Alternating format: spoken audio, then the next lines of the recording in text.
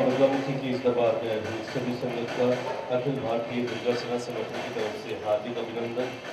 विशेष रूप में जो श्रद्धालुगण हमें फेसबुक और मीडिया के माध्यम से देख रहे हैं, सुन रहे हैं, उन सबको भी माँ भगवती का जो असीम प्यार है, आशीर्वाद है, वो प्राप्त हो और उन सबके भी कार्य किसी भी प्रकार से अगर उनमें विलंब है, कोई रुकावट है, तो महारानी उसको दूर करे।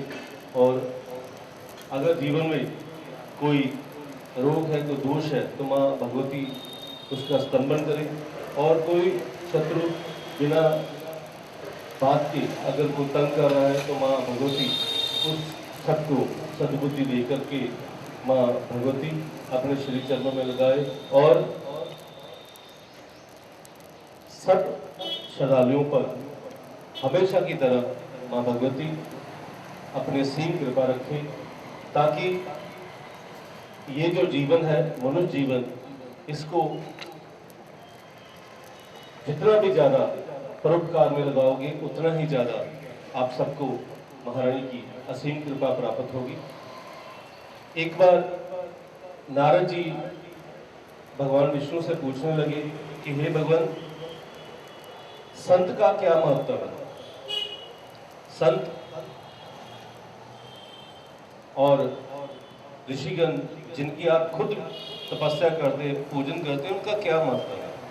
तो भगवान विष्णु कहने लगे कि आपको इसके लिए मृत्यु लोक में जाना पड़ेगा, धरती पे जाना पड़ेगा। तो वहां पर जाकर के आपको इसका सवाल का जवाब मिलेगा। तो ऐसे हुआ कि एक सेठ था, कहते उसके घर में एक कुतिया है, उसके बच्चा होने वाला है।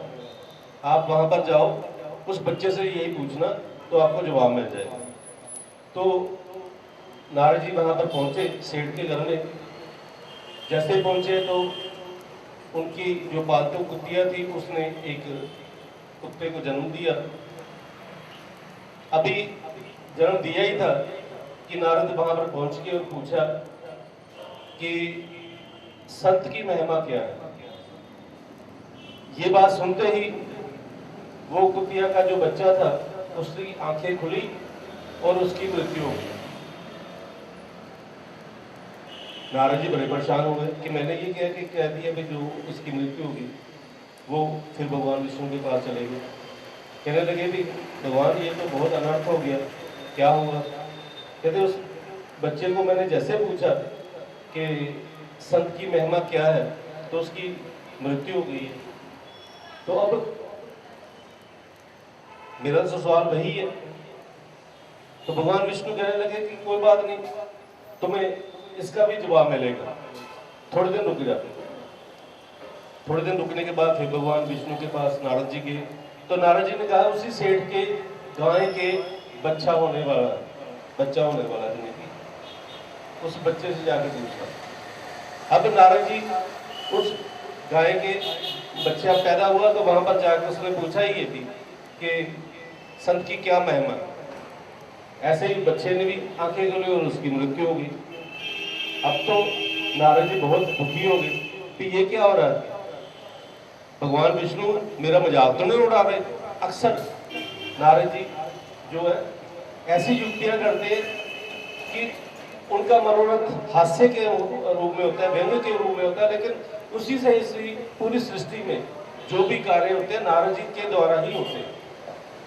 अब वो दुखी होकर फिर भगवान विष्णु के पास पहुंच गए और कहने लगे कि भगवान क्या किया जाए, उस बछड़े की भी मृत्यु हो गई। तो भगवान कहने लगे थोड़े दिन रुक जा, फिर मैं भेजूंगा तुम्हें। अब थोड़े दिन बाद फिर नारद जी पहुंच गए। तो अब उस समय भगवान विष्णु शय्यन पे थे, कुछ देर वेट की उसने, और जब फिर पूछा भगवान से भी अब बताइए मैं क्या करूं। कहने लगे भाई जा, तो सेठ के घर बच्चा होने वाला है, यही सवाल उससे पूछना है। वो नीचे आए, फिर मृत्यु लोक में आकर के देखा सेठ के घर में बहुत ज्यादा उल्लास था। सभी तरफ खुशियां थी और थोड़ी देर में बच्चा पैदा हुआ और बच्चे की जैसे उन्होंने सवाल पूछा बच्चे की भी मृत्यु हो गई। अब तो नारद जी कहने लगे कि ये भगवान विष्णु ने मेरा मजाक उड़ाने के लिए ये सब कुछ किया है, ठीक है। लेकिन तब उनके मन में ये आ गया कि चाहे जाओ जो मर्जी हो, आज मैंने इस बच्चे को ठीक करना है, नहीं तो मेरे माथे में कलंक लग जाना। क्योंकि 2 बार पहले तो कुतिया के बच्चा हुआ था, फिर गाय के बच्चा हुआ था, सेठ के बच्चा हुआ। तो भगवान विष्णु की तरफ उन्होंने देखा, विष्णु ऊपर हंस रहे थे, ठीक है। क्योंकि जो भगवान होते हैं ना, वो जितना भी नाम देना होता है उसने अपने इंसान को, अपने भक्त को देना होता है। भक्त को जो अगर जो मान सम्मान मिलता है उसी से भगवान को मान सम्मान मिलता है।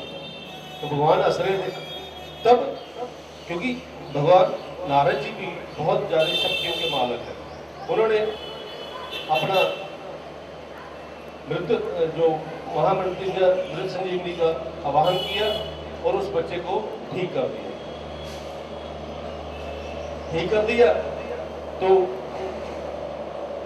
सभी तरफ फिर खुशियां आने लगी। तभी भगवान विष्णु वहां पर प्रकट हो गए। भगवान विष्णु कहने लगे कि ये है संत की महिमा। ये बहुत दुर्भाग्यशाली व्यक्ति और बहुत दुर्बुद्धि व्यक्ति था। इसकी मृत्यु हुई तो ये कुत्ते के घर में पैदा हुआ। आपने सवाल पूछा, उसी के द्वारा इसकी एक योनि वहां पर ही समाप्त हो गई। नहीं तो इसने कुत्ते के बच्चे के रूप में कहीं सारी जिंदगी बितानी थी। इसी प्रकार दूसरी जिंदगी, इसके इतने पाप थे, इसने इतने दुष्कर्म किए थे कि दूसरी योनि इसकी गाय के बच्चे के रूप में थी, उसकी भी मृत्यु हो गई। और इतने ज्यादा पाप थे कि इतने बड़े सेठ के घर में पैदा होके फिर तुम्हारे सवाल पूछने के बाद फिर इसकी मृत्यु होगी। लेकिन तुम्हारे में जो शक्तियां थी, जो तुमने अर्जित की हुई शक्तियां थी, उस शक्तियों के द्वारा इसको तुमने दोबारा जीवन दिया है। अब ये जो बच्चा है ये संपूर्ण सृष्टि पर राज करेगा, संपूर्ण सृष्टि पर राज करेगा। ये है संत की महिमा। तो आप सबको भी यही मैं आप समझाता हूँ कि संत जो होते हैं ना कुछ कहते हैं, जो उनकी बातों की तरफ ना देखो, उनकी बातों की गहराई की तरफ देखो।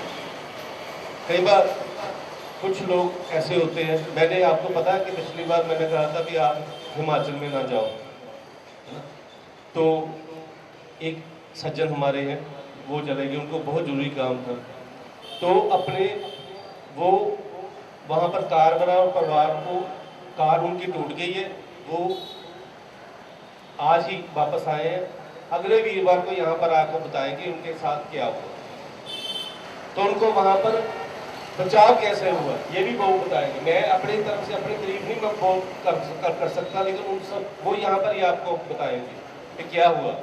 और वो खुद कह रहे हैं, गुरुजी मैंने आपकी बात की अवहेलना की और मैंने चला गया, मेरे को जरूरी काम था। ठीक है, सभी को जरूरी काम ही होते हैं, लेकिन क्या हुआ, मौत के मुंह से वापस आए। तो माँ भगवती के इस दरबार में यही सोचा करो कि जो हम कहते हैं उसका कुछ कारण होता है। अगर उस कारण को आप नजरअंदाज करोगे तो मेरा कुछ नहीं बिगड़ेगा।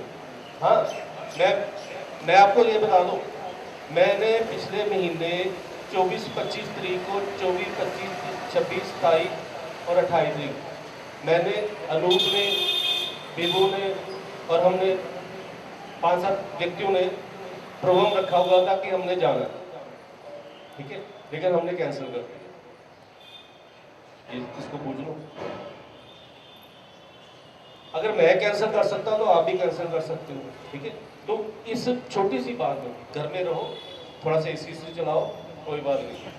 2-4 वहां पर 2 दिन का खर्चा लगना है, जहाँ पर 2 महीने का खर्चा लगना है। आराम से एसी में बिठाओ अपने बच्चों को, और अगर नहीं बीवी कुछ बनाती तो बाहर से ऑर्डर करो जोमेटो को, ठीक है, वो घर में आके, क्योंकि खाना तो यही है ना। हम तभी बाहर जाते हैं क्योंकि घर की रोटियां खा खा के दुखी हो जाते हैं, चलो बाहर चलते हैं, ठीक है। तो लेकिन आजकल ये भी सुविधा है कि घर में आपको मिल जाते हैं, हमने सिर्फ फोन करना है, एक जून के बाद आपके घर के बाद वो अब तो वो कहते हैं 30 मिनट में, यानी कि आपने सब अभी थालियां थोड़ी लगानी है तो वो पहुंच जाना जोमेटो वाले ने, है ना, या स्विगी वाले ने पहुंच जाना कि हाँ जी महाराज आपके। तो ये सब आनंद मानो और खुश रहो, लेकिन खुशी के साथ हमेशा अपने इस देवता का ध्यान करो, प्रभु का ध्यान करो, ताकि आपके जीवन की हर समस्या का समाधान हो। सभी ने देखा, आप कहते एक बार ये नहीं मंगाया ऐसे कि मैं खुद भी शेफ हूँ ना, तो मेरे को ये ऑर्डर देती है ये बना दो ये बना दो, मैं खुद ही बना देता हूँ, जोमेटो की जरूरत ही नहीं है ना। तो ऐसा होता है कि ये सब जो कार्य है ना ये सिंपल से है। हम घर में अगर थोड़ा सा, मेरे को पता है 2 साल से हम घरों में डुबके हुए हैं महामारी के डर से। 2 साल से हम घर में ऐसे फेडअप हो चुके हैं, स्ट्रेस हो चुके हैं कि हम कोशिश करते हैं कि जाके पहाड़ों में थोड़ा सा सैर सूर करके आए, ठीक है। लेकिन वो अगर मौत के मुंह में जाना तो फायदा क्या है, ठीक है। क्योंकि सरकार भी कह रही है कि हर तरफ देखो लैंडस्लाइडिंग हो रहे हैं, पत्थर गिर रहे हैं, कहीं कुछ हो रहा है, नदियों में बाढ़ आ रही है, फिर वो लोग जाकर नदियों में नहा रहे हैं, घर में चाहे वो नहाते ना हो। ये पंडित जी रोज जब सभी को ऐसे छीटा देते हैं, हमारे यहाँ पर संगत में 10 आदमी ऐसे हैं जो नहा के आते हैं,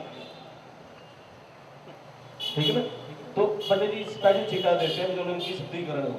तो माँ भगवती के इस दरबार में शुद्धिकरण आपकी तभी होगी जब आप अपने मन से माँ भगवती का ध्यान करोगे, माँ भगवती के इस पावन चरणों में अपनी जो आहुतियाँ वो समर्पित करोगे, सर्वत्र का भला मांगोगे, और जीवन में किसी भी प्रकार का आपका दुख तकलीफ और चिंता है उसको मद्देनजर अपने मन में रख के आपने माँ भगवती को अपनी जो आहुतियाँ समर्पित करनी है, ताकि महारानी आप सबके घर परिवार पे हमेशा शांति रखे, हमेशा सुख समृद्धि रखे, धन धान्य रखे। जयकारा बगला मुखी देवी जी दा दरबार की जय। ओम ह्रीं बगला मुखी सर्वदुष्टानं वाजं मुगं पदम समे जीवः गिले गिले बुद्धि विनाशे हरि ओम स्वाहा। ओम ह्रीं बगला मुखी सर्वदुष्टानं वाजं मुगं पदम समे जीवः गिले गिले बुद्धि विनाशे हरि ओम स्वाहा। ओम ह्रीं बगला मुखी सर्वदुष्टानं वाजं मुगं पदम समे जीवः गिले गिले बुद्धि विनाशे हरि ओम स्वाहा। ओम ह्रीं बगला मुखी सर्वदुष्टानं वाजं मुगं पदम समे जीवः गिले गिले बुद्धि विनाशे हरि ओम स्वाहा। हर दुर्गे हर दुर्गे हर दुर्गे हर दुर्गे हर दुर्गे हर दुर्गे हर दुर्गे हर दुर्गे हर दुर्गे हर दुर्गे हर दुर्गे। जयकारा बगला मुखी देवी जी दा साजी दरबार की जय। सजिया जोता वाली माता जी सदा